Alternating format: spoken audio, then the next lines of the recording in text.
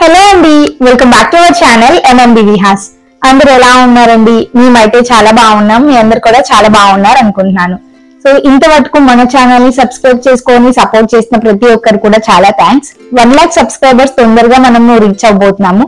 So 1,00,000 subscribers reach అవడానికి ఇంకా support చేస్తారనుకుంటున్నాను. So ఈ రోజు వీడియోలో ఒక గుడ్ న్యూస్ అన్నమాట. మన ఛానల్ కి ఇన్స్టాగ్రామ్ ఐడి కూడా ఉంది, అది మీ అందరికి తెలిసిన విషయమే కదా.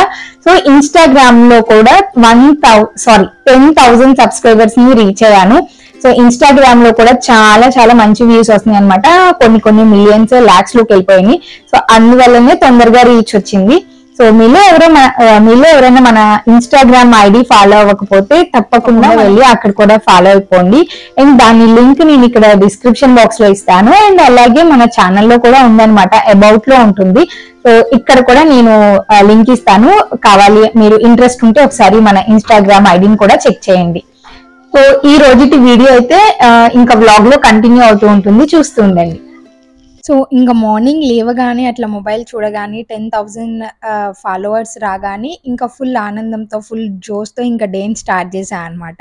సో చూసారా, ఈ స్టవ్ని ఇట్లాగా గ్యాస్ క్లీన్ చేయడం ఇదంతా కూడా నేను ముందు రోజే చేసేస్తాను.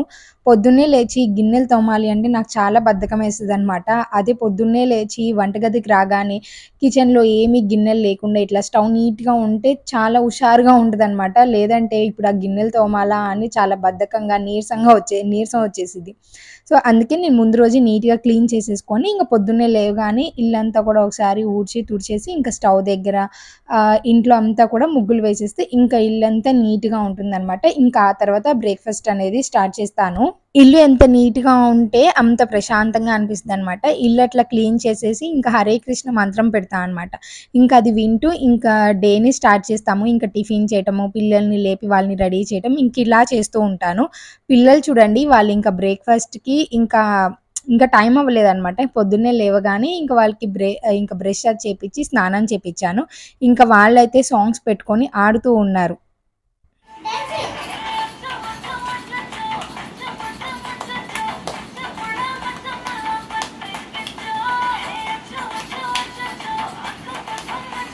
పిల్లలు ఒక్కొక్కసారి కొట్టుకుంటారు, ఒక్కొక్కసారి ఇట్లాగా కలిసి ఆడుకుంటూ మాటలు చెప్పుకుంటూ టాయ్స్తో కూడా ఆడుతుంటారనమాట. ఎంత ముద్దుగా అనిపిస్తుందో ఆ టైంలో.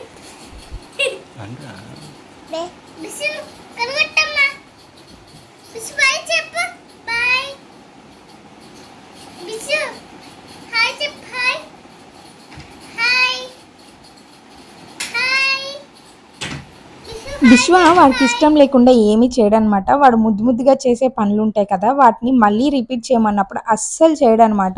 వాళ్ళన్న చూడండి, వాడు చేసే చిన్ని పనుల్ని మళ్ళీ చేయమన్నప్పుడు అస్సలు చేయడనమాట. సో ఒకవేళ చేస్తున్నా కానీ వాటిని ఆపేస్తాడు. వాడికి ఏం అర్థమవుతుందో కానీ ఇట్లాగా రివర్స్లో చేస్తాడనమాట. ఇదిగోండి, ఇంకా మాటల్లోనే ఇడ్లీలన్నీ వేశాను కదా, ఇంకా వాటన్నిటిని తీసి ప్లేట్లో పెడుతున్నాను అనమాట. ఈ రోజు నేను ఇడ్లీ పిండి బయట నుంచి తెప్పించాను అనమాట. ముందు రోజు ఇడ్లీలు అవన్నీ కూడా ఏమీ పిండిలు రుబ్బుకోలేదు. అలాగే పొద్దున్నే లేచి ఉప్మా ఇలాంటివి ఏమైనా చేయాలి అన్నా కానీ పిల్లలు తింటారో లేదో, ఈ రిస్క్ అంతా ఎందుకులే, వాళ్ళు తినే ఇడ్లీయే కదా అనేసి ఇంక ఇడ్లీ పిండి బయట తెప్పించా అనమాట. అయ్యో, మొన్న ఎన్ని కామెంట్స్ వచ్చాయనండి.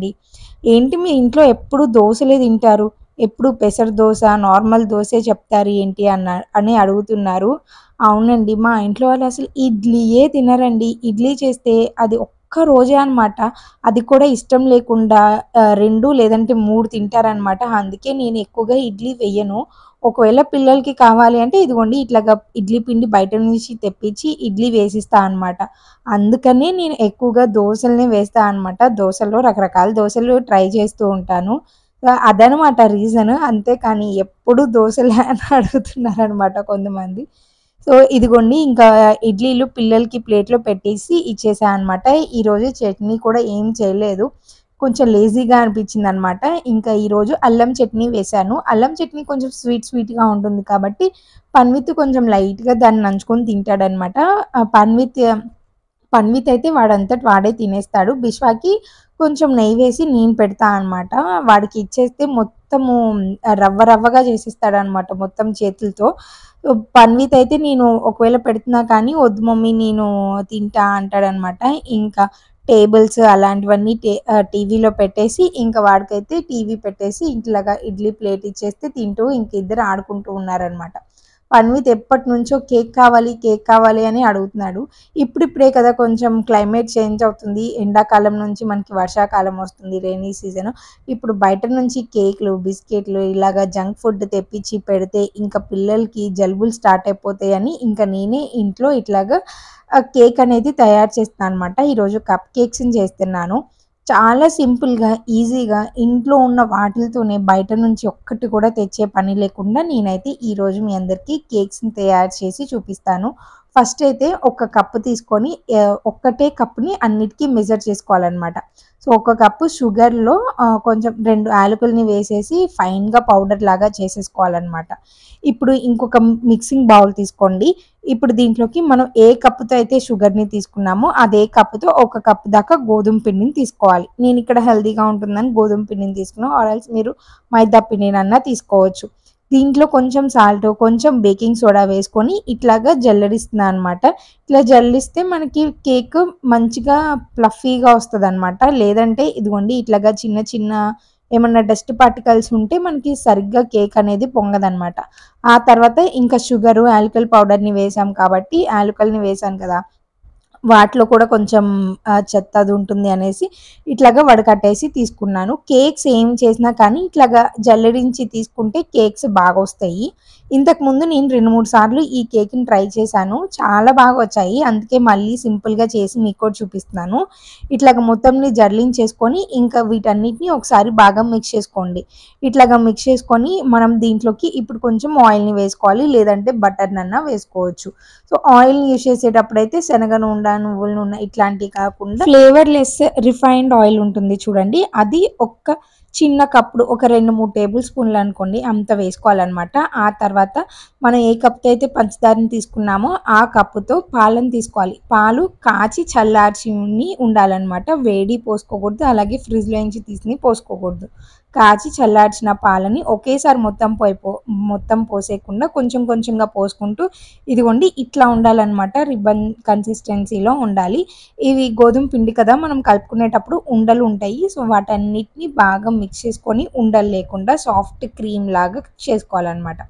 ఇక్కడ నేను ఒకటే సైజులో ఉన్న గిన్నెలు తీసుకున్నాను, లేదు అంటే మీరు గ్లాసులు తీసుకోవచ్చు. గ్లాసులు కూడా ఒకటే సైజులో లేవు అంటే పేపర్ కప్స్ ఉంటాయి కదా, సో పేపర్ కప్స్ అన్నా తీసుకోవచ్చు. లేదు మీరు ఎక్కువగా బేకింగ్ చేస్తూ ఉంటారు అంటే బేకింగ్ కప్స్ ఉంటాయి కదా, చిన్న చిన్న పేపర్ కప్స్, వాటిలో అయినా కానీ మీరు చక్కగా చేసుకోవచ్చు అనమాట. ఏది తీసుకున్నా కానీ దీంట్లో కొంచెం లైట్గా నూనెని రాసేసి ఇట్లాగా డస్టింగ్ చేసుకోవాలన్నమాట. కొంచెం గోధుమ పిండిని వేసుకొని గిన్నెలన్నిటినీ కూడా ఆ పౌడర్ని వేసేసుకొని ఇదిగోండి ఇట్లాగా ఫుల్ కప్లో వేసేయకుండా 3/4 వరకు నింపుకోవాలన్నమాట. అది బాగా పొంగిపోయి పైకి వస్తుంది, అందుకే 3/4 వేసుకుంటే సరిపోతుంది. ఫుల్గా వేసుకుంటే అది కప్ అంతా పొంగిపోయి బయటకు వచ్చేస్తుంది అన్నమాట. ఇదిగోండి ఇట్లా నేను ఒక్క కప్పుతో షుగర్ గోధుమ పిండిని తీసుకున్నాను కదా, నియర్లీ ఒక 4-5 దాకా మనకి కేక్ కప్స్ అనేది కప్ కేక్స్ అని మనం చక్కగా బేక్ చేసుకోవచ్చు.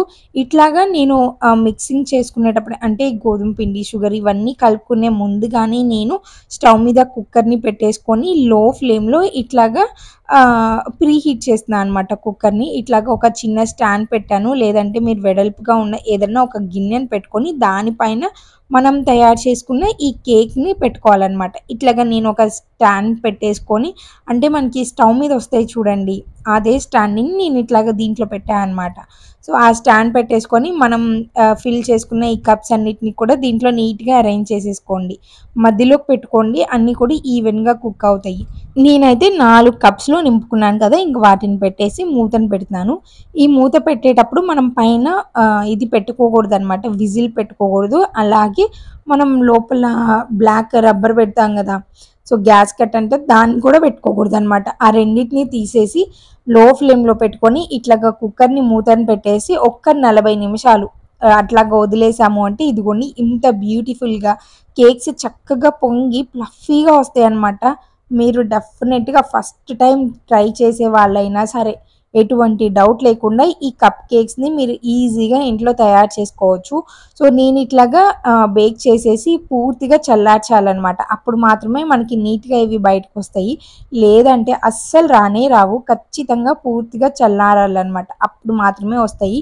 ఫస్ట్లో ఇట్లా బేక్ చేయగానే తీసేయాలి అంటే అవి వేడివేడిగా ఉంటాయి కాబట్టి అవి చాలా డెలికేట్గా సాఫ్ట్గా ఉంటాయి. అప్పుడు తీసేటప్పుడు మనకి పిండి పిండిగా లోపల నుంచి కూడా అంత సరిగ్గా రాదనమాట. అసలు పూర్తిగా చల్లారిన తర్వాత చాక్ సహాయంతో ఇట్లాగా ఎడ్జెస్ అన్నిటిని ఫస్ట్ ఇట్లాగా తీసేసేయండి. ఆ తర్వాత మనం గిన్నెని రివర్స్ తిప్పాము అంటే చక్కగా మనకి కేక్ అనేది ఊడిపోయి వచ్చేస్తుంది. చూసారు కదా ఎంత నీట్గా వచ్చేసిందో, ఎక్కడ కూడా మనకి గిన్నెకి అంటుకోకుండా ఇట్లాగా సాఫ్ట్గా ఉంటుందన్నమాట. సో బేక్ అయ్యేటప్పుడే మీరు ఒక్కసారి చాక్ కానీ స్పూన్ కానీ పెట్టి గుచ్చారు అంటే అది క్లీన్గా వచ్చింది, ఎక్కడ క్రీమ్ అంటుకోకుండా క్లీన్గా బయటికి చాక్ వచ్చేసింది అంటే మీరు డన్, ఇంకా కేక్ అనేది పర్ఫెక్ట్గా కుక్ అయిపోయినట్లే. ఇదిగోండి ఇట్లాగా చాక్ని ఇట్లాగా రౌండ్గా అనేసి తీసేసాము అంటే చక్కగా వచ్చేస్తున్నాయి అనమాట. సో మనం కేక్ని బేక్ చేసుకునేటప్పుడే కొంచెం ఆయిల్ డస్టింగ్ చేసుకుంటాం కాబట్టి అందుకే ఇంత ఈజీగా వస్తుంది. చూసారు కదా ఎంత ఫ్లఫీగా ఎంత సాఫ్ట్గా వచ్చిందో. అండ్ నేను ఒకటి కట్ చేసి కూడా చూసాను అనమాట, లోపల కుక్ అయిందా లేదా అనేసి. పర్ఫెక్ట్గా కుక్ అయింది, చాలా బాగా వస్తాయి అనమాట. సో చూసారు కదండి, ఈ రోజుటి వీడియో మీకు కనుక నచ్చినట్లయితే తప్పకుండా వీడియోని లైక్ చేసి షేర్ చేసి అండ్ సబ్స్క్రైబ్ చేయడం మాత్రం మర్చిపోకండి. ఇంకొక మంచి వీడియోలో మళ్ళీ కలుసుకుందాం. Until then keep smiling, take care and bye.